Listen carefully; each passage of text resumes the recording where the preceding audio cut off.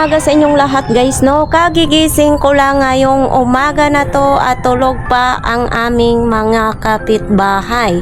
So nga mga idols, itong Ace Pro na camera ko kasi noong linggo ang vlogs ko doon sa Burautan ay nagre-record naman, pero nung tinanggal ko na sa camera at isinalpa ko na sa cellphone ang SD card ay walang laman. So itatry naman natin. Nabubuang na talaga ako nito, nag-isip ako kung ano talaga ang dahilan nito, no? Yan, nandito pala tayo ngayon sa aking mansion. Nahiya ako. Nandito ako ngayon sa aking mansion. Nakikita ninyo, ayan. So, ang aking mansion pala ay kahit ganito lang ay masaya naman dito at tahimik sa aming lugar. Papakita ko ang aking mansion, mga idol. So, ito mga idol, ito ay ipapagawa ko pa nga yung gate. Ito, yan. So, ayan, dito naman ay magtatayo ang aking pamangkin ng bahay niya. Diyan.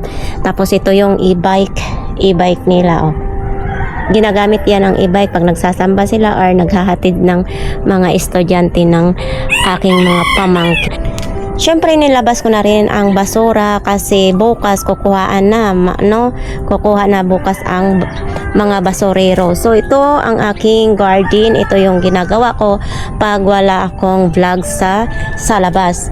So ito mga idol, no, sinabi ko na ito sa live ko, ay ito ay galing pa ito sa Masbate. Ayan, nung umuwi ako ng Masbate ay nagdala ako ng mga itatanim. Galing din ito sa garden ng mama ko kasi yun, nakita naman nyo sa harapan ng bahay ni mama ay maraming doon na mga sibuyas. So ito ginagamit ko na pang pag naggulay ako or nagluto, tinola, lahat. Dito ako pumipitas ng mga dahon lang. Ito sobrang nangang dami, oh. Ang dami-dami na. So ayan, padating nga si mama galing sa Masbate is sa 21, babiyahin na sila papunta dito. Kasama na rin yung pamangkin ko. Yung ate ng dalawa kong pamangkin na nandito sa akin ay sasama nga, no? So ayan, sabi ko kay mama na wag na siyang magdala ng itatanim kasi marami na dito. So ito mga idol ay aayusin na naman ito ni mama kasi nung nagpunta si mama nung June nung pagkatapos ng closing ni Dalagang Bukid ay hinati dito. Tapos ito ay inayos niya. So ngayon lumabong na naman. Yan, lumabong na naman, yung lumago na naman siya, no? So ito kasi inaakyatan, aywan ko bakit nagkaganito yung dahon niya, dapa-dapa na yung dahon niya kasi may mga snail dito. Yan. So ito naman mga idols, dumami din yung sakurab. Sakurab yung tawag ng Muslim nito, no? Sakurab. Ito dumami na naman siya, oh. Kailangan naman tanggalin at ililipat siya sa mga paso-paso. So hindi ko pa nga naasikaso dahil nga busy nga ako sa vlogs ngayon, no? Ito yung bumili ako ng kamote tapos may bokbok yung hindi na pwede kainin. So yan, ginayat ko at nilagay ko dyan para naman ma-vitamin sa mga pananim ko. So ito eto naman lumago naman to. Binili ko lang din to sa palengke at alam mo naman mga idol, mahilig ako magtanim-tanim. Ito din So may tumubo din na kalbasa. Nagkakaagawan na sila ng nutrition. Ito, aloe vera kasi yung aloe vera ay maganda to sa mukha, no? Yan. Eto, maganda to sa mukha. Kaya pag naglagay ako, kung hindi ako busy, ay naglalagay ako nito sa mukha ko. Yan, hinahati ko. Marami na naman siyang damo mga idol. So, inaalis ko yung mga damo kasi nga nag-aagaw siya ng nutrition. Ito. So, ito, mayroon pa dito sa kapatid ko, yung panganay namin na kapatid. Naglagay naman siya dito ng bago niya tong tanim. Tapos, syempre, maganda may mga halaman sa tabi ng bahay natin. Ito, nakita ko rin to, no? Yan, pwede ito ipang tapal pala sa mga sumasakit na mga tuhod-tuhod. Yan, tapos ito, naalala ko yung halaman namin dati nung maliliit pa kami sa harapan ng bahay namin. So, ito mga idol, yung aking kalamansi, grabe, kahit maliit lang yun siya, ay marami siyang bunga. May mga malalaki ng bunga. Ayan, sa mga sulok-sulok, ito pahinog na, oh. Ayan, pahinog na. Kasi hindi mabubuhay ako pag wala akong tanim sa parang kulang ang mundo ko. To. Yan. 'Di ba? So ito dito, yung talong, ning kuyos naman yung ang talong ko kasi nga nakalimutan kong diligan na yun. Yan. Tapos ito yung ampalaya ko. Ito yung bunga ng ampalaya ko. 'Di ba? Yan. Tapos gumapang na siya papunta doon ng malunggay. Ito yung malunggay ko, kumukuha lang ako ng pag naglakimi ako or nagsabaw-sabaw. Yan, kumukuha ako diyan ng mga ihalo. Oh. Ato-ato sa Bisaya pa. Ito na nga, papasok na tayo dito no sa aking mansion. Ito. Sino bang may sabi na mayaman ako? Hindi ako mayaman, mahirap lang ako no. So, akala nila sa mga pag maging vloggers na ay mayaman. So, ako talaga mga idol, hindi pa ako yung mayaman kasi aywan ko, hindi pa siguro pinagkaloob sa Panginoon. Hindi naman ako mangarap na maging mayaman. Yung may konti lang, yon. Diba? Para makakatulong sa mama ko, sa mga pamangkin ko. Ayan. So, papasok na tayo mga idol. Yung pintuan ko. Yan, diba? Eto, may upuan. Siyempre, may upuan dyan. Pag gusto magtambay-tambay sa labas, ayan, may upuan. So, ayan naman yung bahay ng kapatid ko. Yan, sa panganay namin. So, ayan o, mga idol. Nakita nyo yung bayabas. Oh, mayroon bunga dyan o. Yan, di ba? Nakita nyo, may mga hinog na bayabas. So, mamaya akyat nga tayo dyan. Ayan. So, yan o. Ayan yung hinog.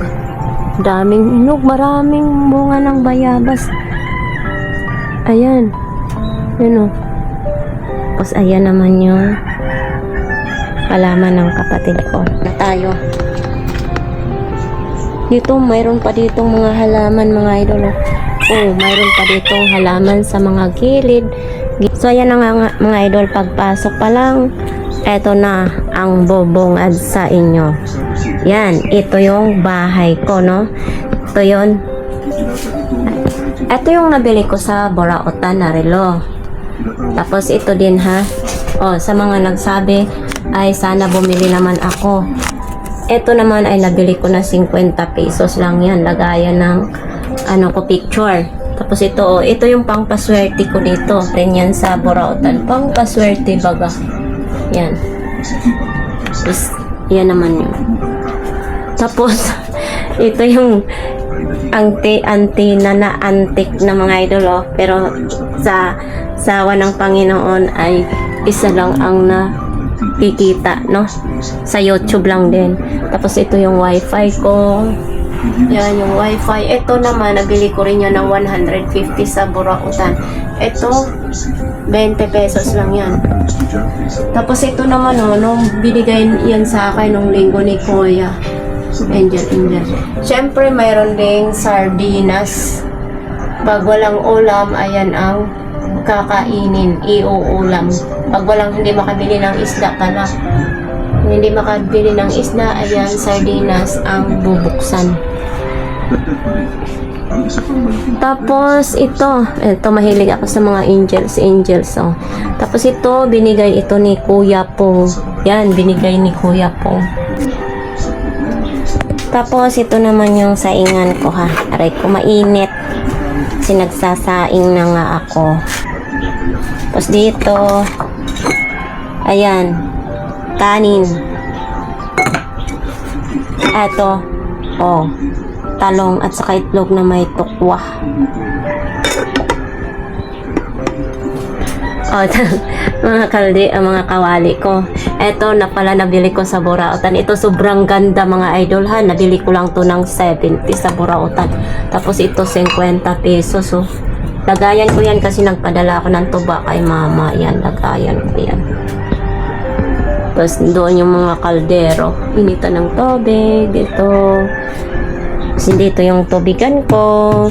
Tapos ito naman ang ito, doon ako bumibili sa Divisoria ng sibuyas, bawang. Ito naman tong garlic pepper. Ito yung bitsin, may sarap naman. Siyempre, ito yung hindi kinakain ng langgam kasi asin. So, dito naman ang lababo ko. Yan, basa pa nga kasi nagkahugas ko lang.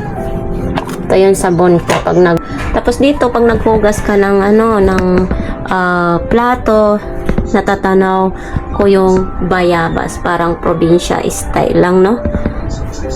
Tapos ito mga idol, sobrang gamit talaga. Ito, binili ko to ng 100 pesos. Ang ganda nito, parang turbo lang. Tapos ito naman yung katawan niya. Yan ginagamit ko sa pagsabaw. Sabaw. Tapos ito naman din yung aking dryer na Hanabishi. Sobrang antique na ito mga idol. Oh, nagpasag na nga yan. Pag nagdra-dryer ay hinahawakan lang dito, no? Ayan.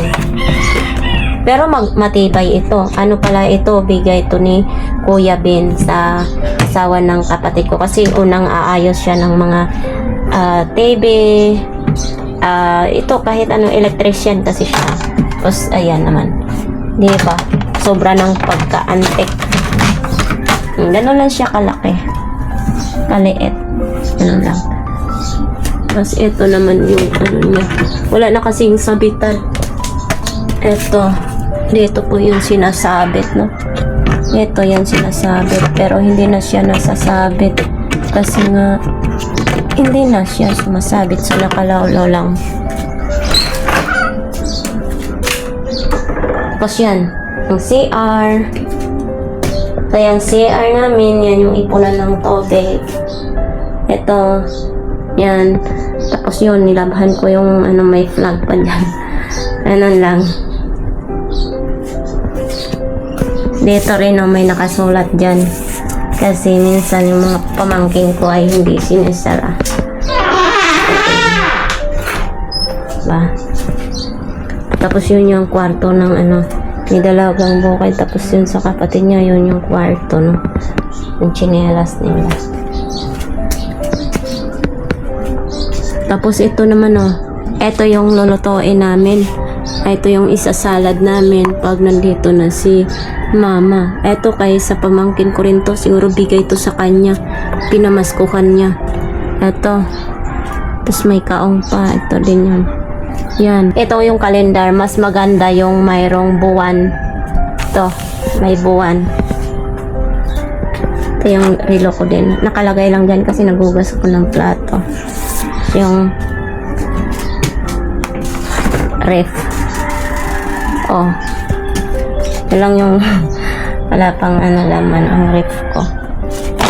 Ito yung Quaker Oats kasi pag nagugutom ako, pag nag-edit ako ng vlogs, ito yung kinakain ko mga idol. Tamad na ako kumain ng kanin, ayan ang kinakain ko. Kasi asukal. Tapos ito may crispy din. Ito si pamangkin ko naman ito. Pinamaskuhan niya. Ayan. Gulay. Tapos dito yung mga isda. May hamon din, may mga hotdog. Ayan. Ito yung nilagang nilaga ko ng guyabano at saka dahon ng bayabas. Yan, iniinom ko rin yan. Tubig. Wala pang laman.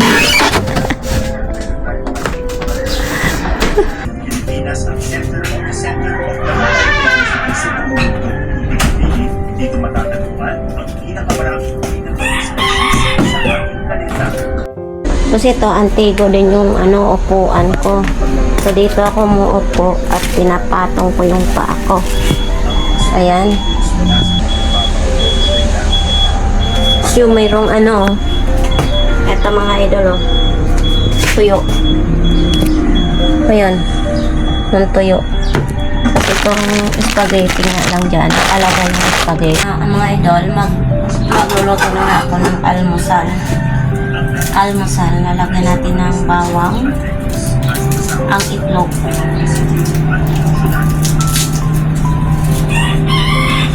So ayan na nga, nadikdik ko na ang bawang. At magsasalang naman na tayo ng kawali para iluluto. Kukuotin natin dito. Bubukas natin. Bukas na pala, hindi nakasarado. At sisindihan natin yung kalan. Medyo mahina lang yung apoy kasi baka masunog ang ating itlog. At syempre, lalagyan natin ng oil. Yan. 2 itlog lang naman ang iluluto ko mga idol. Yan. Initin natin yung mantika para hindi magdikit ang itlog. Mayroon akong itlog dito sa lamesa at mayroon namang itlog sa ref. So, dalawa lang ang lulutuin ko. Medyo mainit na yung mantika, yung itlog at saka yung bawang. Ito yung bawang. At lalagyan din ng asin. Yan. At lalagyan din ng kahit konting magic sarap para naging malasa naman, no?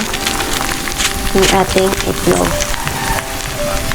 Siyempre, lalagyan ko rin ng paminta powder para mawala yung langsa ng itlog. Yan. At lalagyan ko na rin ng chili powder para mahilig kasi ako sa maanghang, no? Yan. Lalagyan natin ng chili powder para masarap talaga ang kain. Yan. O, diba? Ang sarap. Ito dito, naluto na. Lalagyan ko rin pala iyon ng dahon ng sibuyas para talagang solid na solid ang sarap, mga idol. O, ito. Ayat ko na ang dahon ng sibuyas. So, ilalagay na natin doon sa niluluto natin. Ito na. Yan, para solid ang sarap. O, diba? Yung pinagprituhan ko ng itlog, so dito ko na lang din siya iluluto na. Kasi siyempre hindi naman to pang sarili lang ito. Hindi naman to binibenta. Yan. Kailangan may suka din. Lalagyan natin ng suka para bonggang-bongga. Ilipat na lang natin dito, no? Tapos lalagyan natin ng suka. Tapos, syempre, masarap kumain kapag nagkakamay. So, maghugas muna tayo ng kamay.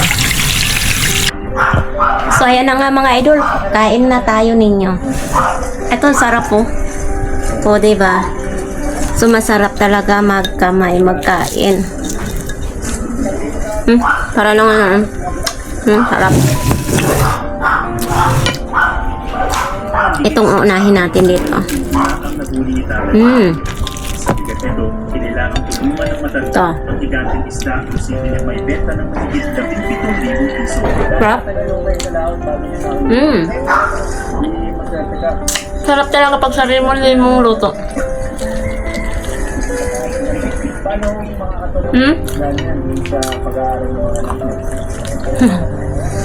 Sa pagkaraw yun ang pagkastos sa panahon hindi siya makakalaw. Natutuwa ako para sa kanya kasi kunento ni tatay kung ano ang kailangan niya sa buhay, partikular na kanyang mga anak. At malaking bagay yung una na kanya na buhay. Sarap.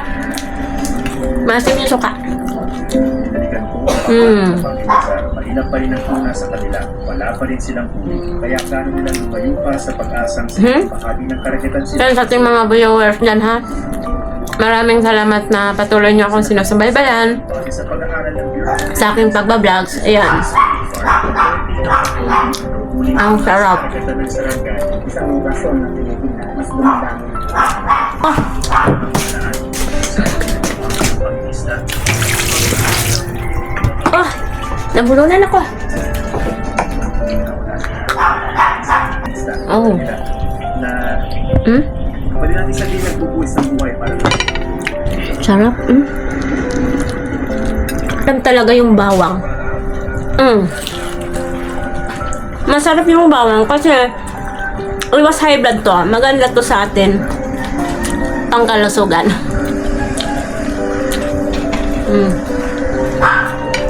Pauwi na kami ng biglang sumama ang panahon. Sarap. Multitasking. Ang mga hawak ng Manila, may dito. Oh,